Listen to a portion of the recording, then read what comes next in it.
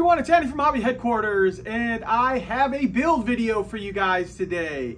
Today I'm going to be building the Soul Models 16 scale T3 Jeep trailer.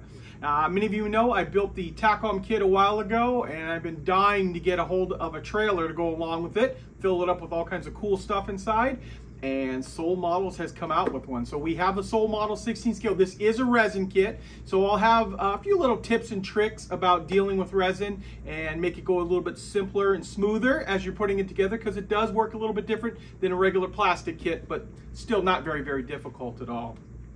So it's not going to be a super long video because there's not a heck of a lot of parts in here, but I think it builds up very nicely and will be a nice addition to the TACOM Jeep. So let's get started.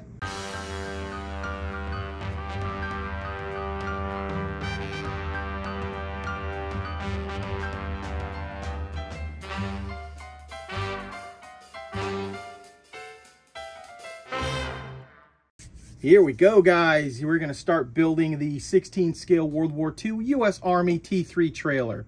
Now, I've taken all of the parts out and I've laid them out here in front of you. And what I'm doing now is I'm basically going through and cutting off any of the little runner part. This is the part where they connect while they're molding these pieces.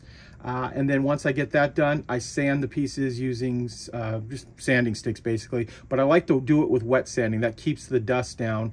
And also wearing a mask too, because this is resin and you don't want to inhale any of that resin dust. So trying to keep it as wet as possible really helps keep the dust down.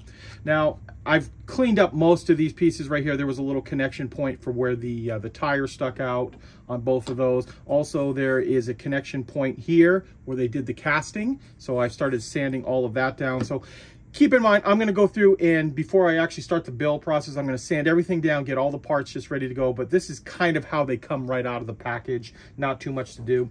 And also we have our photo etch. And the photo etch, these are the connection points for the axles, and these are the tie downs that are going to glue it on the side. And you can see that there is a bend mark in each one of those. So it's very easy to cut them off, and then you can just bend it up into this U shape. And then when that U shape gets, when we're at that point, we'll be able to super glue those right into place on all 4 points. And speaking of that, I am going to be using, because this is all metal and resin, I'm going to be using a CA glue. In this case, I'm using the Andy's Hobby Headquarters one. Also want to keep a bottle of Kicker around. The Kicker instantly sets the super glue and it keeps it from running everywhere. So because you can see here, I've got a very, very small tip on here, and that just puts the smallest amount of super glue on there. That way we don't get it running all over the place. So having said all that, I'm going to go ahead and clean up all these pieces now, and I will come back and we will start the build. Time to start cutting these pieces off, and just using a very sharp X-Acto knife. You can knock them right off here, and then once you do that, I like to just take a sanding stick, and if there's any bit of the little burr left, you could just file that right off very easily with a sanding stick. And because it's got the reliefs already in there, we can actually just take it and bend it by hand. Once you get that, you'll be able to put it into place just like that. What I'm doing right now is I'm showing you the entirety of the instructions that we have with this. And as you can see, there's not a heck of a lot of parts, and it's pretty straightforward what we need to do. And then we also have these pictures here kind of showing what the vehicle looks like, or the trailer looks like, all built up. The first piece I'm going to attach is the tow bar here, or the tow hitch. And you can see it lines up with the angle iron right here. So I will go ahead and super glue that into place. Now, since we're talking about using the accelerator or kicker or whatever you want to call it on it for the super glue, I want to show you how I make a little adapter for applying it that makes it very easily. So we've got just a piece of tube styrene right here, and we're just going to lightly heat it up with a flame. And as soon as it starts to do that, we want to pull on it. Just like that. And you should be able to let it set up for a few seconds just till it cools off. And then once it cools off, you can take an X-Acto knife, cut it, and now I have a really tiny little tube with a stick that I can reach inside here, dip it into the kicker, and a little bit will go up inside that tube. So when it comes time, I can just go ahead and touch it to the area there, and you can quickly and easily make a accelerator applicator. And then of course, if you plug up any of this right here, you nibble it off, you can redo it, and very cheap and easy to make an applicator that way. Okay, now we can glue on the leaf springs, and keep in mind too, this is the shock connection point that faces towards the rear of the trailer. And we'll get these to line up right inside here, put a little touch of super glue on it, and then squeeze it into place and get them to lock in just like this. Okay, next up we need to attach the brake drums onto the wheels themselves. And I was looking at this, and there are some little bolts inside here because they gave full detail on both sides of the wheel. And those bolts are actually going to prevent the brake drum from fitting in there properly.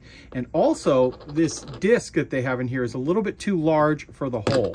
So what I did here is I just took those little bolts and cut them down because they're not necessary. You're not going to see it. The brake's going to cover it up.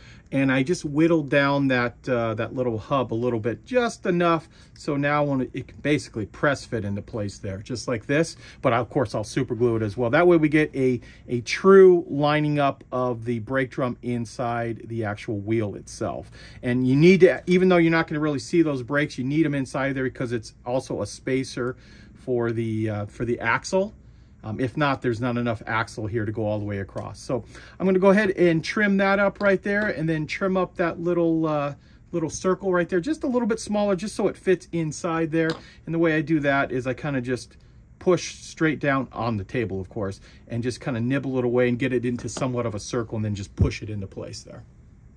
Okay, now while the wheels are setting up, we're going to attach the axle in here.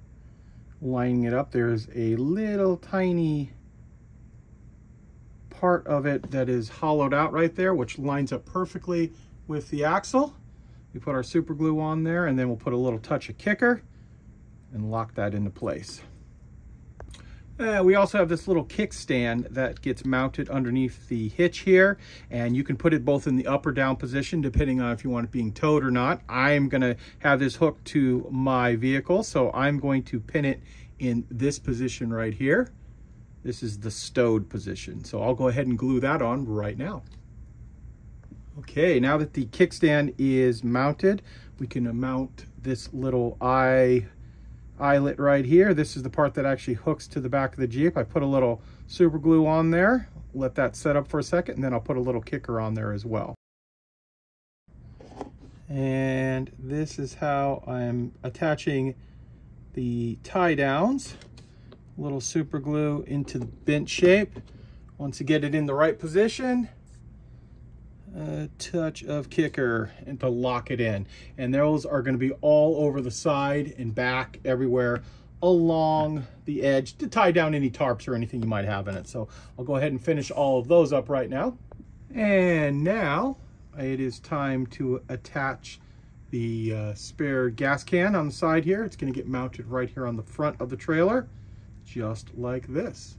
Now I've built up the can, but it is not mounted in there, so we can always take it out. If not, if you didn't have it in there, the holder is literally going to mount just like this, just on the bottom of the framework there. Okay guys, here is what the model looks like all built up. And I've attached all the little accessories, all the little grab handles, hooks, the little rear tail lights here.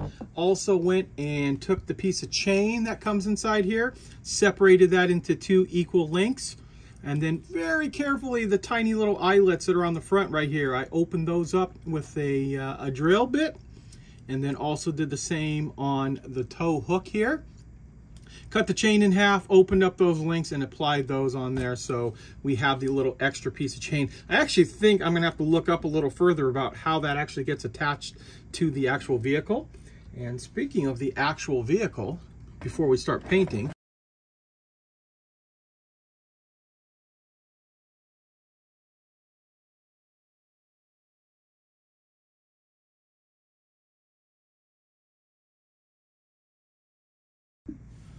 Okay guys, here is the completed Jeep trailer. And I've got it hooked up onto the back of the Jeep here.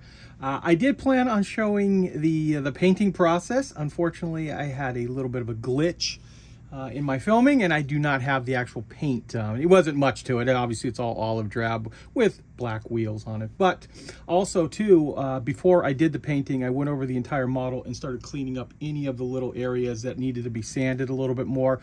You don't always notice them on the white resin until you put a little coat of black on there, and then it really pops out everything that needs to be changed. Now, I've talked to Steve at Value Gear, and he is going to be making a kit that will fit in the back here. But in the meantime, I've got some boxes and some tarps and some things like that.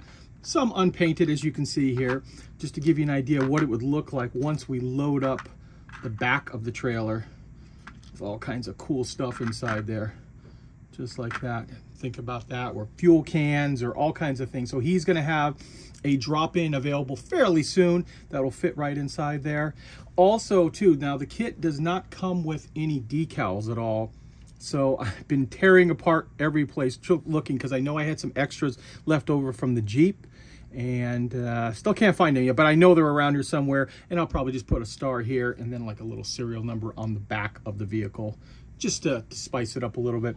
Like I told you earlier, I don't plan on weathering this combo right here. This is going in a display case in the store of a built up vehicle. I will put a bunch of cargo in the back once I get all that stuff built and painted, and probably I'll just wait for the Value Gear drop in. That'll make it a lot easier to assemble there.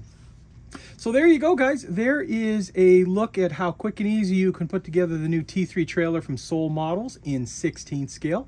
We do have these available on our website, andyshhq.com, if you want to take a look at them there.